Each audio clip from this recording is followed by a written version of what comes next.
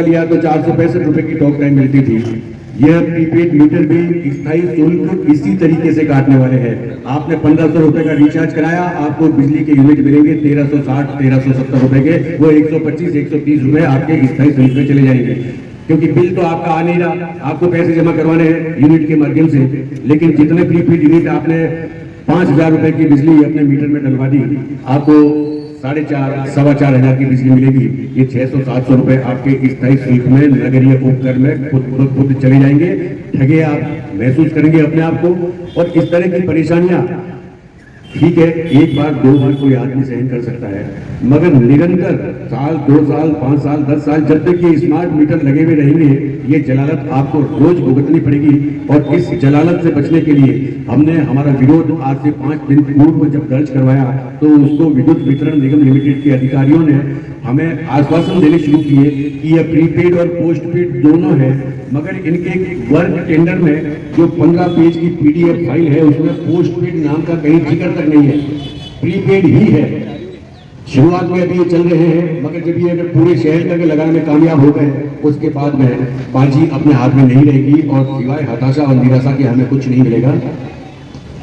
कि हमारे बीच में जो भी अधिकारी आएंगे या आ रहे हैं, वह लिखित में अपना आश्वासन देकर जाएंगे।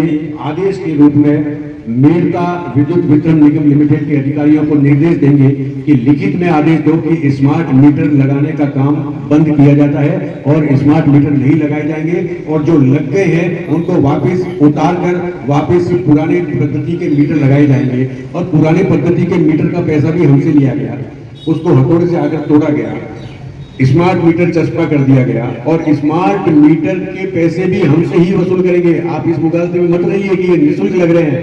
900-1200 रुपए के बीच में इसकी लागत है, और ये लागत 5000 तो अगर डैमेज हो गया तो लेंगे वापस। अभी ये 1000-1200 के बीच में इसकी लागत आएगी, जो आपके बिल में आपके इसमें आएगा। और अगर आपने वो पैसे जमा नहीं कराए तो आप अपने घर की बिजली से वंचित रहोगे। मेरा फिर से आपसे निवेदन है कि इस समस्या की गंभीरता को आप लोग समझें। यहाँ संख्या बल चाहे कम है, कोई बात नहीं, मगर आप अपने मोबाइल के माध्यम से जहाँ भी मेरता के किसी भी वार्ड में, आसपास के कस्बों में, आसपास के शहरों में जो आपके भाई बंधु हैं, उनको कहें कि अपना विरोध दर्ज करवाएं। आप सभी लोग मोबाइल चलाते हो, आपने गत 5-10 दिनों में निश्चित रूप से कोटा, अजमेर, भीलवाड़ा और बिहार और यूपी तक के वीडियो देखे होंगे कि वहां पे स्मार्ट मीटर की खामियां बताई जा रही है।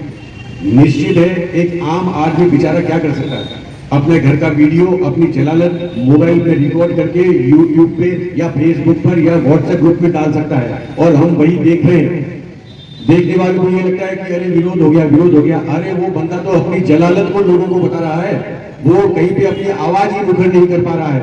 मगर हम मीरा नगरी मेरतावासी जागरूक हैं, और हमने अपनी आवाज को बिना किसी ज्ञापन के माध्यम से, मुझे हमारी समिति के कई सदस्यों ने कहा कि ज्ञापन लिखवाकर तैयार कर लो। अरे किस बात का ज्ञापन भाई, क्यों ज्ञापन दे? हम तो आवाज ही ऐसी उठाएंगे कि उन्हें चलकर हमारे पास में आना पड़ेगा कि अरे क्या हो गया। सीएम साहब का दौरा प्रस्तावित है 20 तारीख को। निश्चित रूप से ये उनके गले की भी फांस है कि हमारे कारण, हमारे विभाग के कारण जनता में आक्रोश है। खुदा ना खास्ता अगर सीएम साहब के सामने, मुख्यमंत्री के सामने 20, 25, 50, 100 लोगों ने अपना प्रेजेंटेशन दे दिया और अपनी बिजली की समस्या और अपनी वास्तविक स्थिति बता दी, तो हमारी स्थिति सीएम के सामने और ऊर्जा मंत्री के सामने क्या होगी।